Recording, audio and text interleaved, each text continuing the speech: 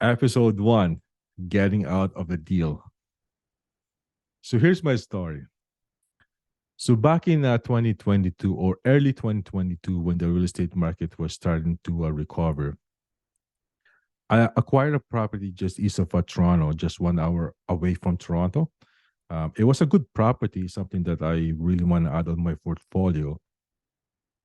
And it's one of those properties that you really want to keep, right?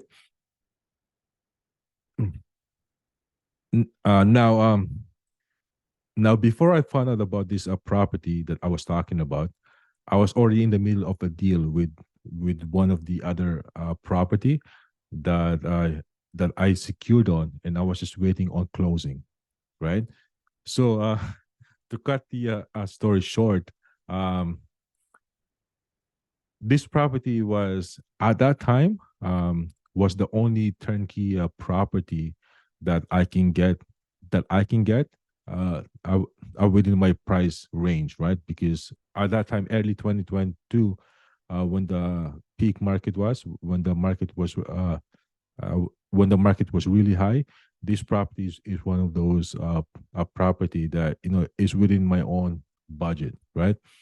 So it was a 1 bedroom duplex that already have a tenant and is already cash flowing, but I had to assume the tenant, which at that time it does make sense. So that was the deal, right? So so right before closing, on my last revisit, right, I was accompanied by the landlord or the owner on my last revisit. And man, I can tell that this tenant is already going to be a bad tenant. It was going to be a problem tenant. The landlord and the tenant was right there fighting right in front of me in a shouting match, right? So I have to make a hard decision, like where to let go of this property and jump onto the other property that I found, right? And risk myself getting tangled up into the legal issues that comes along with it. Like, like when you walk away from the property and you don't close, like you get sued, right? Which at that time I know how to get out of, right? Because having a good lawyer on your side and also having a good understanding of the situation, how to read the situation. Since I was a realtor myself, I have gone through the similar problems in the past with my own client that bought a property. So I have a good, like I'd say experience how to deal with it, right? um i I would say that at that time my calculation was right, and sure enough I was able to walk away from the transaction, which only cost me my a deposit. It was a $5,000 deposit, which it's really nothing, right? It's still money, but with my calculation, I was better off like losing that money than taking on a problem tenant, right? So that was my first loss, right? So right after I got out from the deal, I quickly jump into the other property that I found, right? Into the next property that I found, right, which is a good a property, better than this property that I have now, right?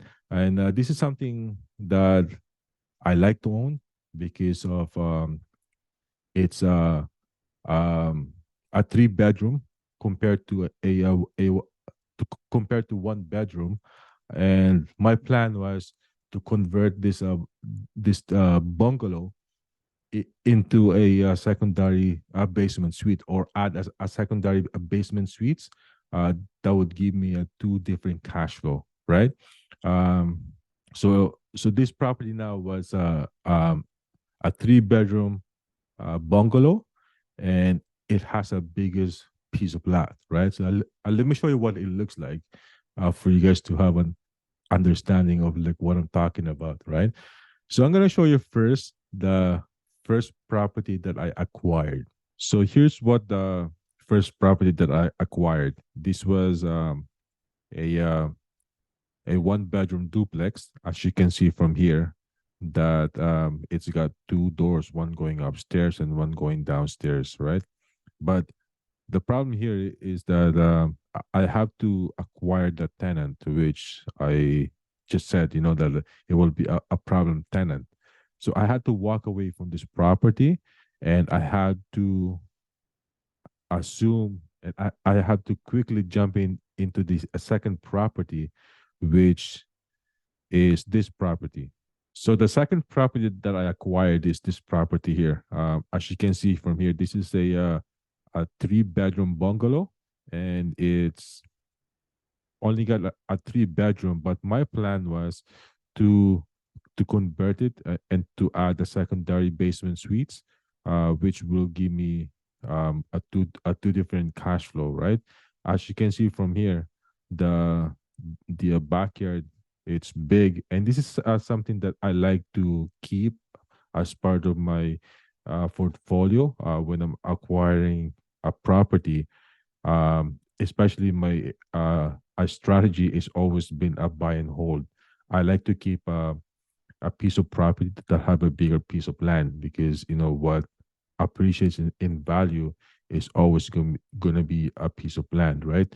So this is one of those property that I want to keep, and that's why I jump in on this a property, and my goal was to add a secondary basement suites. So in the next episode, I'm going to show you guys the mistakes that I made on this property.